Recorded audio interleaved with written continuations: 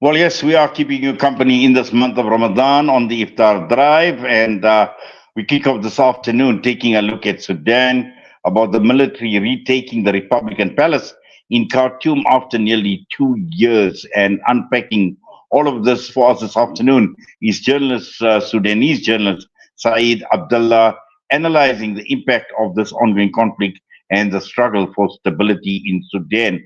Brother Saeed Abdullah, Assalamu alaikum wa rahmatullahi wa barakatuh. Ramadan Kareem to you, and we trust and hope you're having a wonderful Ramadan, and it's been a great Jummah as well, Alhamdulillah. Alaikum salam wa rahmatullahi wa barakatuh. And Ramadan Kareem to you and to your viewers as well. And thank you for having me. Yes, obviously, these are interesting developments in Sudan with the military now retaking the Republican palace in Khartoum. And this obviously after 2 years of the conflict. But I think we just want to take a bit of a step back and let's just look at this conflict in general, just to paint somewhat of a picture as to why and what is actually happening at this point in time before we get into some specifics, Said.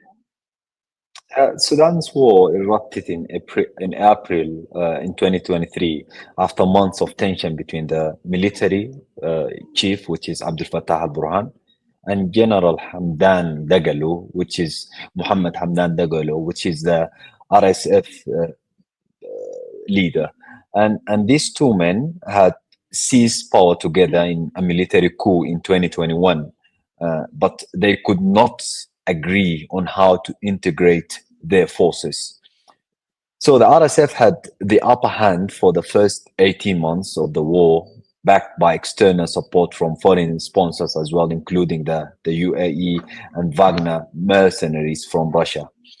But since the military launched a major counter-offensive in September, its forces have recaptured states in southeastern Sudan and gradually pushed the RSF out of Khartoum. And after taking several strategic bridges and on the Nile, which is in Khartoum as well, the military seized the north and the east of the city in recent months before turning its sight on the presidential palace, which was today. So yeah, it's been like if we can analyze that at the beginning, at the first when the war erupted, it was the RSF had the upper hand, and then in the recent 6 months, now the army regained some power and is trying to just to have the upper hand on this conflict. I mean, in this war as well. Yes. Now, how significant is the retaking of the Republican Palace in Khartoum? I think it's very significant. I think it's a turning point in this conflict because it's the Republican Palace in Sudan is it's very symbolic, and it's about the sovereign of the country, and it's about the power of Sudan. So by taking back the Republican Palace, I think it shows that now the military have like gained more power and gain more support on the ground. And I think now it can lead, if it depends on what's going to happen next, but it we need to wait and see what's going to be next in terms of whether or not is going to lead to a real political path to end or to find a solution for this conflict in Sudan. This is still remain to be seen. Yes, I think what is also important, like you mentioned, is obviously does this actually represent the end of the war? Because we know that the rapid support forces still holds territory, and we know Darfur, obviously Western Darfur in particular, is extremely relevant as far as this is concerned. So again, is this signaling an end? No, at this point in time, I'm sure there's still a lot that still lies ahead before we see some sort of normality or stability in Sudan. I think first of all we need to realize that there is no military end for this war. So yes, we see sometimes the the military gained some territory, especially within the last 6 months, and the rapid support forces sometimes also they gain back some territories or they gain some cities. It's been on and off, and in and out between this all this between the I mean the main two forces and the support groups as well. But even the military themselves and the rapid support forces themselves, they say that there is no military end for this war, and I think by balancing this conflict at this point of time, I think we can just try to get to a point where we can go back at least to get the I mean like a peace process, or we can go to find I guess with some help with the international community, with some help with the neighboring countries and the AU and all these international key players, we can get to a way of finding an end, a political end solution to this conflict. But for now, we should be very careful about saying whether or not like this is the end of the war, because just the Sudanese army gained the Republican Palace, because there's still certain areas which I think is going to be clean soon. In Khartoum is still under the rapid support forces control, and there's also big cities in Darfur, in Kordofan is still under the rapid support forces control. So I think the way to go from here should be going back to the negotiation table and try to find a solution for this conflict. Yes, but also, Saeed, this is about two personalities, and we're talking about two military personalities. On the one hand, we're talking about General Abdel Fattah Burhan, and the other side, we've got another military person in General Mohammed Hamdan as well. Now, these are two military personalities. How much of this is about these personalities as well that is impacting on the stability? Because like I say, they both come from the military. They come from that, so they come from a similar background. But again, they are rivals in this entire conflict. Indeed, both of them are like at the beginning were just eager to rule the country, to be the first person, I think, and it was after Bashir went out of power and the Sudanese uprising happened, then it was Burhan. It was the first one, and his deputy was Muhammad Hamdan Dagalo Hamiti. Then when they when they got to the point of the military coup, then now it started to be, we see more tension, more conflict between both of them, and both of them, they have I think a dream, or they have an ego, and they were eager to rule the country. And what at the beginning we saw so much of that, but I think now the conflict went to a point where it's bigger than both of them, because it's affecting at the moment most of the country. We have like millions of people are refugee now, like inside the country, and some of them are outside the country. We have people now, children out of schools. There's lack of medicines. There's famine in certain areas of the country, and there's lack of basic services now in the like electricity, water, and medical aids, etc.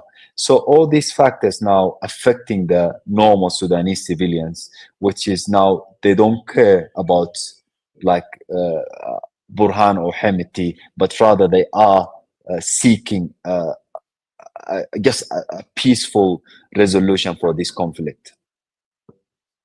Yes, Saeed, we're going to put you on hold. I need to go for a quick ad break. When you come back, I just want to engage with you for a few more minutes immediately after the ad break. So we'll put you on hold now. Okay, sure.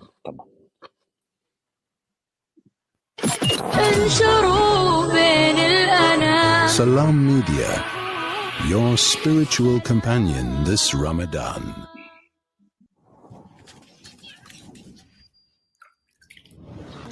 Water with purity, food with love. Zakat makes it possible to establish the things that matter. It sets the foundation right for the family around the dinner table, the mothers who carry the heavy load, the children who want to play. Zakat is not just money. It is the reason why so many across the world are smiling before they sleep. With Zakat, there is blessing. With Zakat, there is hope. Not just in their life, but ours too. Your Zakat helps us continue to serve. With love, with hope, because with you, we can. Give your Zakat to Penny Appeal Australia today. You know, it's a wonder how kids get anything done these days. With all the distractions, when do they even get time to study? As a mother, all I can really do is make sure they have all they need to perform at their best. That's why I choose to include Sunfoil triple refined pure sunflower oil with every meal I make. Naturally cholesterol-free and approved by the Heart and Stroke Foundation as part of a balanced eating plan. So whether I'm cooking, frying or baking, I know every dish will be a wholesome one. Sunfoil, now we're cooking. This Ramadan, join Africa Muslims Agency to provide meals of mercy in 23 nations across the world. Feed the fasting for 120 Rand per day, provide a grocery hamper for 1,800 Rand per month, and feed a community for 19,000 Rand per day. A single meal can turn hunger into hope from Gaza to South Africa to Malawi and beyond. Help AMA to set a table where there was none. 23 nations, one table, every meal a mercy. When the perfect blend of stylish decor, exquisite halal cuisine, and warm hospitality come together, it could only mean Al Bayt Lodge, your true home away from home. Al Bayt is the ideal heaven for families, business people, and tourists with its 4-star family rooms and other luxurious facilities. Conveniently situated close to Port Elizabeth Airport, the beach, and other amenities, your stay will be truly unforgettable as you'll be taking home lasting memories of the warm hospitality, the serenity and tranquility that Al Bayt has to offer. For reservations, call 041 583 6415 or visit www.albaytlodge.co.za. You are listening to Salam Media live from our headquarters in South Africa.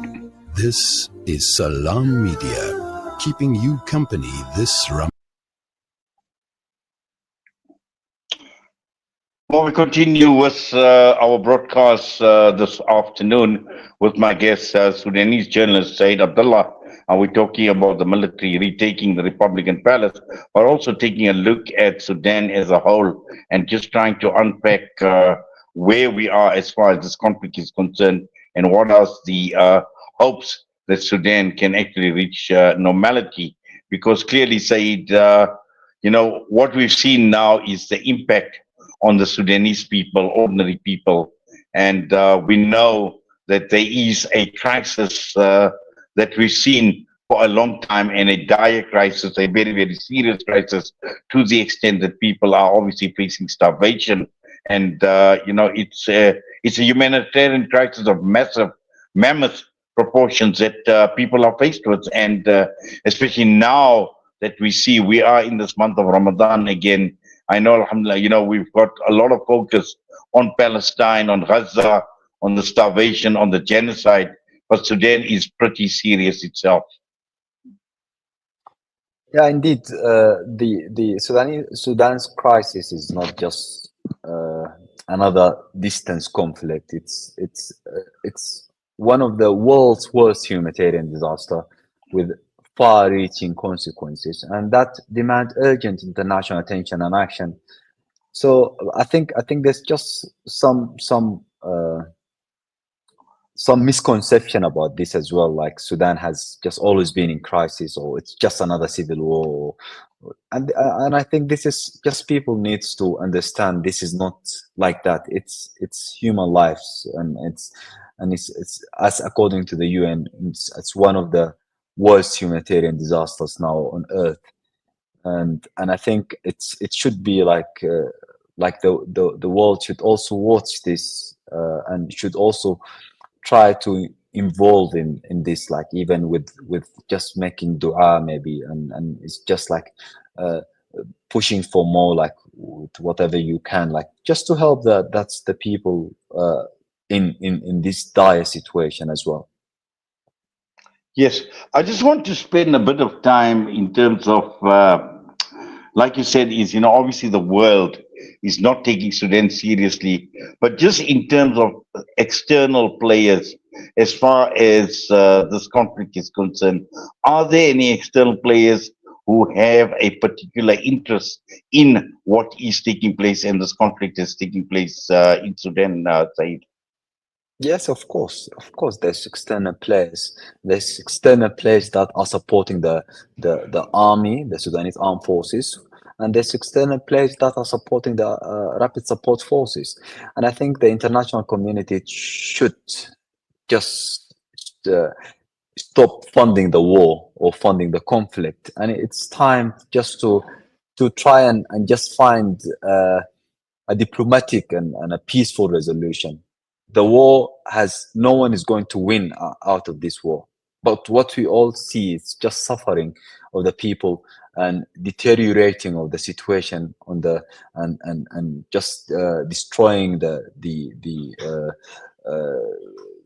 buildings and the infrastructure in the country, and just more suffering for the people. So there are external players. I think they are only watching their benefit at the moment, and I think this is not a strategic move.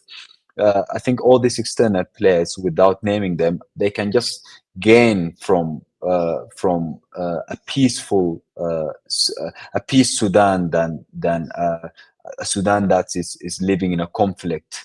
And I think by reaching a peaceful resolution, by reaching stability in Sudan, I think everyone can win.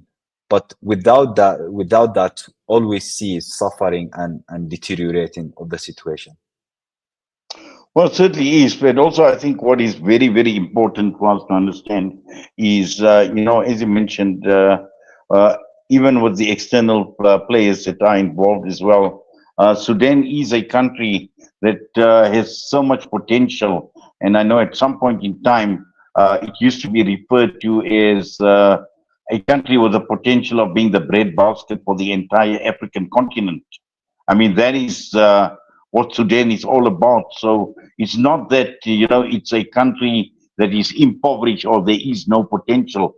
This is a country that has got a lot of potential. All it needs is basically the rule of law. It needs stability. It needs good leadership. And knowing the Sudanese people who they are at the end of the day, I mean, it's brother that is fighting brother at the end of the day. And, they can come together in unity, and this country obviously can grow and realize its full potential side. I feel so sad. I feel so sad when we look at our potential and you see where we are now. It's just saddened that we are not in the right position. Sudan is before the separate of the South Sudan was the biggest African country, and now I think it's the third or fourth African countries, and there's rich of resources. Talking about agriculture, mining, talking about we have like the longest and the Nile here, I mean like river in Africa, the Nile River. We have like a big land with less, like we're talking about less people, and there's high opportunities like next to the Red Sea, and it's like neighboring our neighboring countries. They do not have access, some of them they do not have access to the ports, and so we have a lot of potential, we have a lot of resources as well. But again, it's the war that to some extent you feel these resources are becoming cursed to the country, because these people are like the people are seeking these resources, are trying to be greedy, and in order for them to get to that point, they are making the normal Sudanese people suffering. They are making their life, it's very difficult. So in instead, we should just find a way that we find the right way to rule the country, and we should find the right way just to benefit the core of the Sudanese people and the people on the ground, rather than just to be beneficial for certain leaders. I think we this could be the price. The recent conflict could be the price for gaining that ultimate goal for stability and prosperity for the Sudanese people, and hopefully we can find just a solution as soon as possible. Well, inshallah, we continue making dua for this solution as well, and our duas are with our brothers and sisters out in Sudan, and with yourself as well, Brother Saeed. And Jazakallah, shukran so much for taking time out this afternoon and unpacking with us these latest developments out of Sudan. We wish you well, and also for the rest of the month of Ramadan. All the alaikum wa rahmatullahi wa barakatuh. Alaikum salam wa rahmatullahi wa barakatuh. Shukran, jazakallah khair. Saeed Abdalla joining us out of a Sudanese journalist. And with that, we're going to go for a break. Come back. It's going to be Time, Voices from Palestine.